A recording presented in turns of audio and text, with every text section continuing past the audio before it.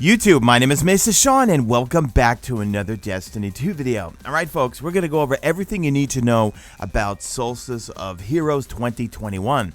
We've got the reveal trailer, we have the information page, and in fact, we actually finally are getting a weapon for Solstice of Heroes. I've been just babbling about this for years, saying, man, it would be so cool if we got a weapon that actually had the look and theme of it, and sure enough, we're getting a legendary shotgun this live event. If you enjoyed this video, kindly leave me a comment and a like for the lovely YouTube algorithm, and subscribe for daily Destiny 2 content and also live streams right here on YouTube Gaming. Alright, before we get into all the nitty gritty, here is the full little teaser trailer without any of my commentary. Is no more. You have united us in your light, Guardian. We will have a beautiful sunrise.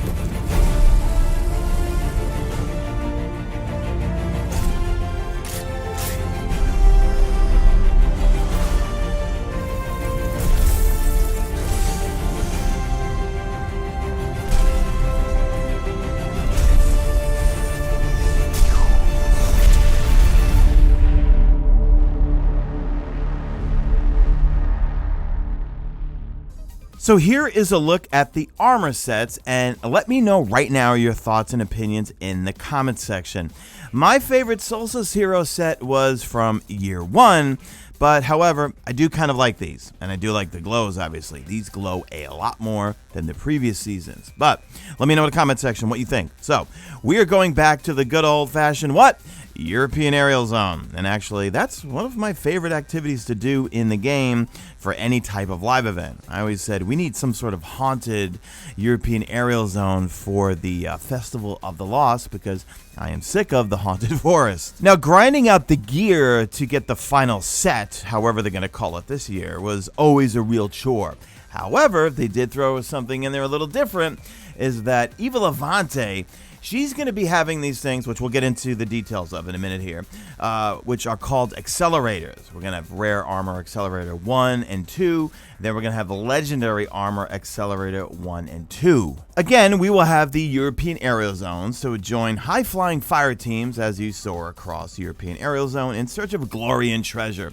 The sky's the limit, and how many bosses you defeat and how many caches you unlock. Well, the sky and the clock make haste, Guardians. And as you saw earlier, we've got these new armor sets here, and through a variety of different activities, we will upgrade our Solstice gear from one set to another set to another set, till we finally get them all maxed out, and then we will get some pretty cool glows. Pretty much just like last year, we're going to have the elemental buffs that will change daily, and then there will be these prism days. So on the prism days, all 4 of your buffs can charge, but only one can be activated at a time. So they say choose your subclass wisely. Now there will be some rewards, so they say although glowing Solstice armor does a good job of stealing the show, it isn't the only prize to chase. There's a new legendary shotgun, new exotic ghost shell, new emblem, and plenty of Solstice packages to unlock. Now the shotgun is called the Compass Rose, but we don't know any of the details or anything. Again, I was always hoping for Solstice weapons, and we're off to a start. I was hoping of a suite of weapons, but we've got some more cosmetics: Sparrow, ghost shells, ship, and also there's a t-shirt you can get at the end by completing things and going to the Bungie reward store. So this is a free live event for everyone that's going to go all the way to August 3rd, and it's going to kick off next Tuesday. I'll be streaming it live right here on YouTube. So how's it going to work? Well, we've got the European Aerial Zone activity, or EAZ, which is a 3-player match-made activity that will task you from navigating floating islands in the European Aerial Zone, defeating bosses, and looting caches for Solstice packages and also Solstice key fragments. The more bosses you defeat, the more caches you will earn. Solstice key fragments can be used to unlock the packages to earn armor, weapons, materials, Solstice gear, and rerolls of the new Compass Rose shotgun. Some things to keep in mind: there is elemental empowerment. So check this out, guys. Use subclass and weapon damage types corresponding to the daily featured element to defeat enemies and generate elemental orbs. Collect the orbs to become empowered and gain temporary bonus and unique effects to each element. These bonus effects may be unavailable in certain pinnacle level activities. I'm imagining in the raids, and remember, we're getting the difficulty versions of Vault of Glass next week. Something you do want to keep in mind, though, is when we have the Prism days. So during Prism Elemental days, the elemental empowerment gained from collecting elemental orbs will match your currently equipped subclass. So you want to pick and choose your equipped subclass properly that day. So Eva Levante will have these weekly, dailies, and also repeatable bounties, just like most vendors. She's going to be running the show.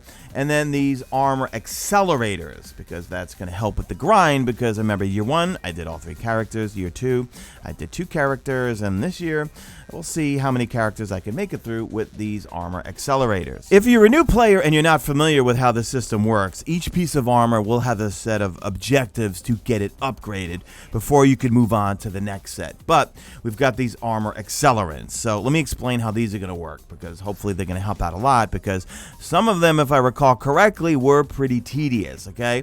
So as players complete their Solstice armor objectives, they will gain access to new armor accelerants from Eva Levante. Armor accelerants will increase the progress made towards future Solstice armor objectives for the duration of the event, allowing the sets to be completed faster for subsequent characters of, and you want to make this one a note, a different class, okay? So you get these. If you complete one class, it's going to make the next class go faster, and then it's probably going to make your third one go even faster. Currently, active armor accelerants can be viewed in Eva's vendor screen. So with the bounties also, that's going to be a great source for Bright Dust if you're looking for Bright Dust. But let's talk about rewards here. So they say once players clear the European area zone for the first time, they can meditate at the Statue of Heroes in the Tower Courtyard to receive the rest of their renewed Solstice sets. That's the armor set, well, the first one. From this point, players will also unlock the ability to purchase bounties, view armor accelerant progress, and claim any additional Solstice of Heroes rewards from Eva. So you've got your bounties, you've got your weekly, daily repeatables, and so forth. Rewards. Eva Levante will also offer the special rewards in honor of Solstice festivities for the completion of the event, and we see an emblem and also a ghost shell. For purchase costs and unlock requirements, please check with Eva Levante in the Tower Courtyard. They did post some disclaimers of some known issues right off the bat, so let's just burn through them. Renewed Solstice armor displays the Season of the Splicer icon instead of the Solstice icon. The light and dark weekly Solstice bounty for Gambit will only gain progress from elemental final blows on Guardians. The Prismatic Taken event UI may overlap the objective UI when players have multiple buffs active.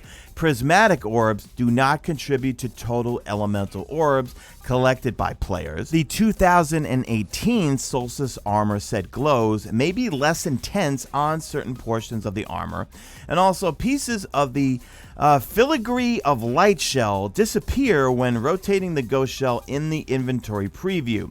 For the latest information on known issues, just go check out the help forum. So that's it for the video, guys. Are you going to participate in Solstice? I'll be live here next week, live on YouTube Gaming, streaming it on Tuesday, right at reset, or about an hour before reset.